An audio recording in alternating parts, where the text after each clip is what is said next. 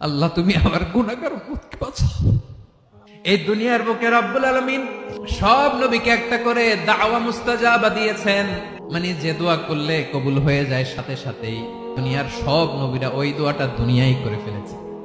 বিশ্বনবী বলবেন, আল্লাহ ওই স্পেশাল দোয়াটা দুনিয়াতে করি নাই, আজকে আমি তোমার দরবারে দাঁড়িয়ে কিয়ামতের দিন ওই দোয়াটা করছি। আল্লাহ আমার যে উম্মতের হৃদয়ে যাররা পরিমাণ ঈমান আছে, আমার একটা উম্মতকেও তুমি জাহান্নামে ঢুকাতে পারবা না। বিশ্বনবী পাগলের মতো একবার হাউজে কাউসারে যাবেন, একবার সিরাতে যাবেন, একবার পুলসিরাতের দিকে, একবার হাউজে কাউসারের দিকে, পাগলের মতো দৌড়াতে থাকবেন, তার কোন গুনাহগার উম্মত যাতে জাহান্নামে ঢুকে না যায়। উম্মতি উম্মতি।